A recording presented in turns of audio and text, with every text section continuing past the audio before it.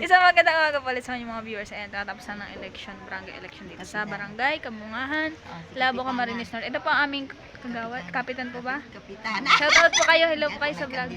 Hello. Hello po, ayan po. Yan po ang masipag naming kagawad. Ay, kapitan. Puro kalawang Kapitan pala. So, ayan, nakatapos na po kami magboto. Tingnan nyo po yung ano, ito yung inko. Ayan o. Tapos ito yung tambart. So, tapos na tayo makipagkaisa sa botohan ngayong 2023. October 30. So, ayan po. Araw ng Lunes. 30 na po. So, ayan po. Mag-interview tayo ng nagboto. Teka, wait lang daw po. Lapit kayo dito.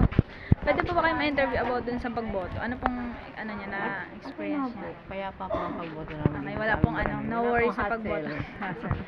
Sige po. Salamat po.